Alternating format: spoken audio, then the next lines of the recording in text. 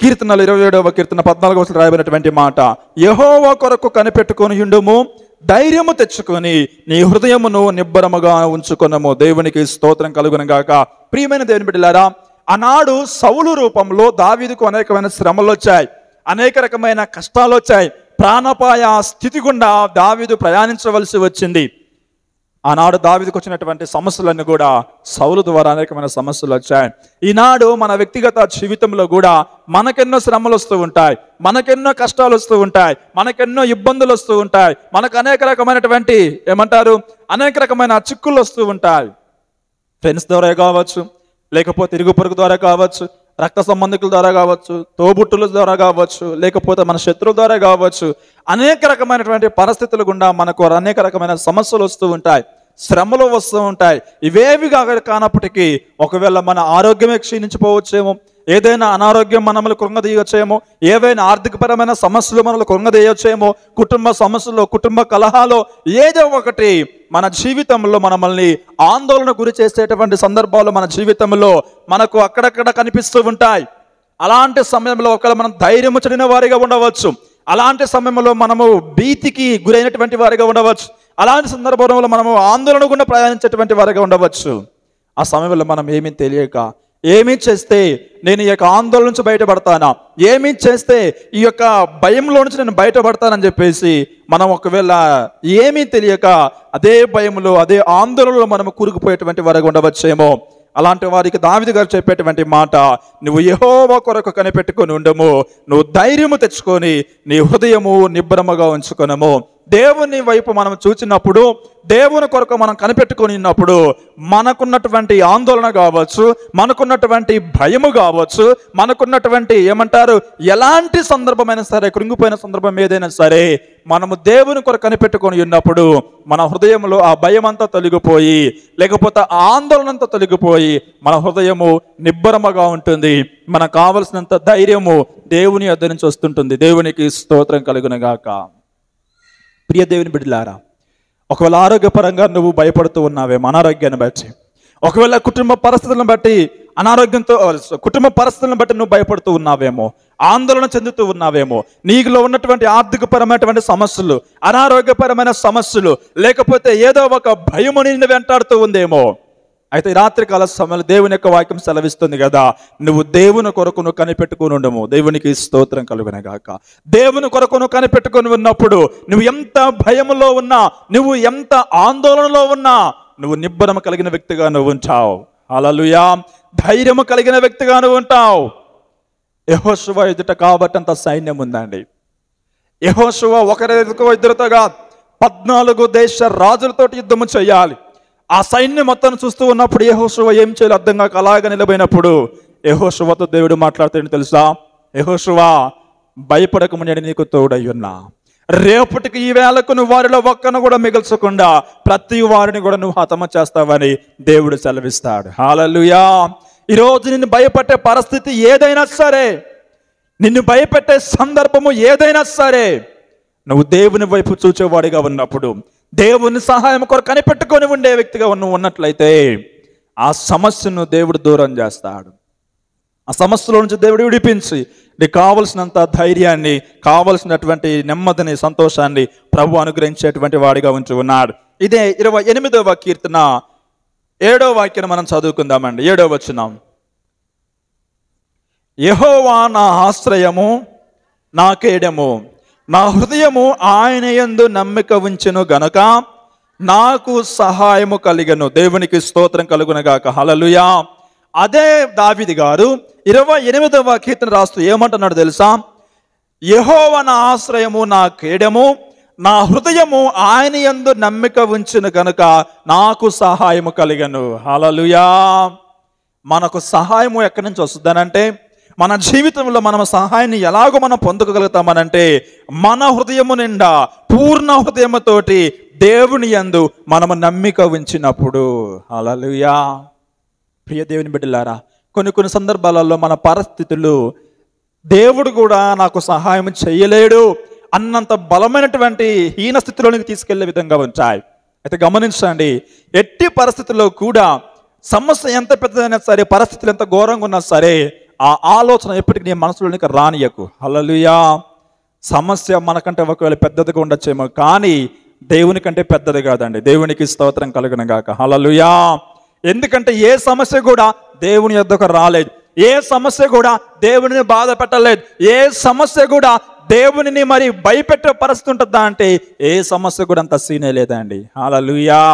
సమస్యలు ఏమైనా మన మీద దాడి చేయవలసిందే, మనల్ని భయపెట్టవలసిందే, మన మీద ప్రభుత్వం చేయవలసిందే, కానీ ఏ సమస్య దేవుని ఎంత మాత్రం కూడా కదిలించలేదు.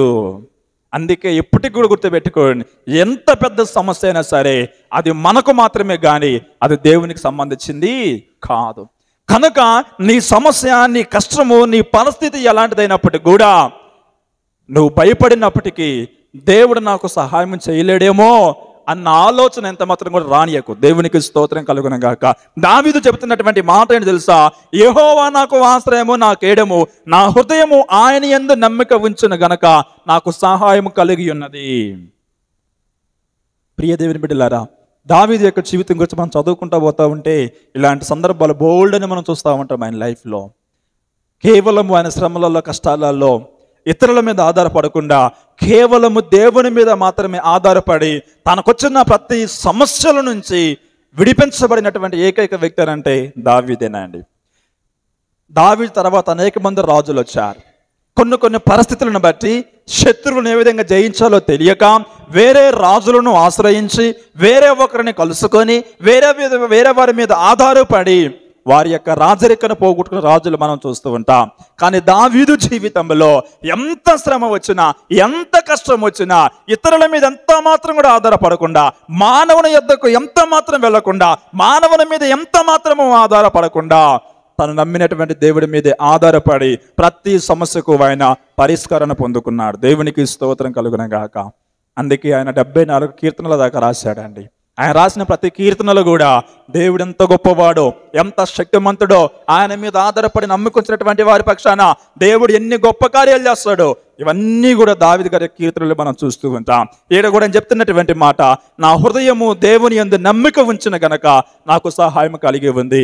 నీ హృదయము నిండా నీ పూర్ణ మనసుతో, పూర్ణ హృదయముతోటి దేవుని యందు నువ్వు నమ్మిక ఉంచు, విశ్వాసం ఉంచు, తప్పకుండా నువ్వు సహాయాన్ని పొందుకుంటావు. తర్వాత కింది వాక్యాలు రాబడినటువంటి మాట, కావున నా హృదయము ప్రహర్షించుచు ఉన్నది, కీర్తనలతో నేను ఆయనను స్తుతించుచు ఉన్నాను. దేవునికి స్తోత్రం కలుగును గాక. చక్కని మాట ఏం తెలుసా? నా హృదయము ప్రహర్షించుచు ఉన్నది. ఏం చేస్తుందంట అంటే సంతోషిస్తూ ఉందండి, ఆనందిస్తూ ఉంది. యాక్చువల్లీ సమస్యలో ఉన్న వ్యక్తికి ఏముంటుంది? భయం ఉంటుంది, ఆందోళన ఉంటుంది, భీతి ఉంటుంది, పిరికివారులాగా మార్చబడతారు. కానీ దావీదు యొక్క హృదయం ఎలాగుందంటే సంతోషంతో నిండిపోయింది, ఆనందంతో నిండిపోయింది. కారణం ఏంటి తెలుసా? ఆయన యొక్క సీక్రెట్ ఏంటి అని అంటే దేవుని నమ్ముకొని ఉన్నాడు, దేవుని మీద ఆధారపడి ఉన్నాడు. గనక సమస్యలు తన చుట్టూ ఉన్నప్పటికీ కూడా తన హృదయంలో కొంచెము కూడా భయం లేకుండా జీవించగలుగుతున్నాడు. కారణం ఏంటనంటే తన హృదయం నిండా కూడా దేవుని నింపుకొని దేవుని యందైనా విశ్వాసం ఉంచి ఉన్నాడు.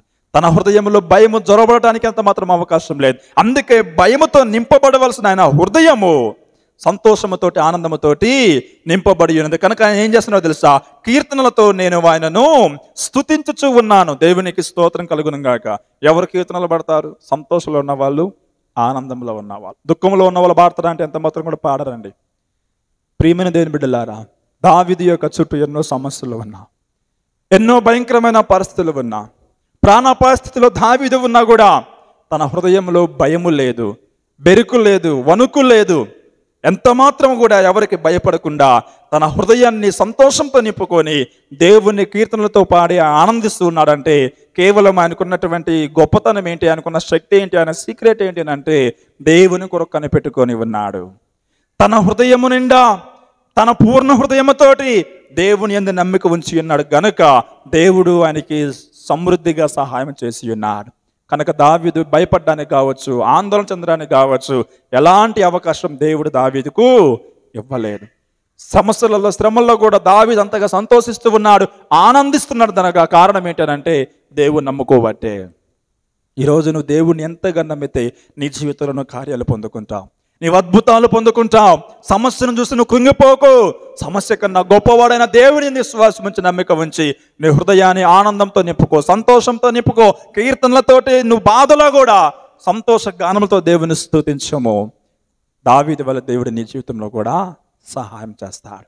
దేవుని యందు విశ్వాసం ఉంచిన వారు, దేవుని మీద ఆధారపడుకుని జీవించేవారు ఎవ్వరు కూడా సిగ్గునొందరండి. నా జనులకైనటికి సిగ్గునొందరని దేవుడు చెప్పినటువంటి మాట. ఈరోజు నీ పరిస్థితిని బట్టి, నీ కష్టాన్ని బట్టి, నీకు వచ్చేటువంటి సమస్యలను బట్టి కృంగిపోవద్దు. దేవుని కొరకు కనిపెట్టుకొని ఉండము. నీ పూర్ణ హృదయంతో దేవుని నమ్మిక ఉంచము. నువ్వు తప్పకుండా సహాయం పొందుకుంటావు దేవుని యొద్ద నుంచి. భయంలో ఉన్నటువంటి నీ హృదయము ఆనంద గానములతోటి నింపబడి ఎంతగానో సంతోషించే హృదయంగా నీ హృదయం మార్చబడుతూ ఉంది. నీ హృదయంలో ఎటువంటి ఆందోళన ఉండనే ఉండవు. మన దేవుడి చేటువంటి గొప్ప ఆధిక్యత మనకు అది. కనుక ప్రియ దేవుని బిడ్డలారా, మన కష్ట నష్టాలలో ప్రభు యందు విశ్వాసం ఉంచి మనకు వచ్చే ప్రతి సమస్య నుంచి కూడా మనం విడిపించబడి మన హృదయాలను జీవితాల్లో సంతోషంతో నింపుకుందాం. అట్టి కృపను దేవుడు మనకు దయచేయను గాక.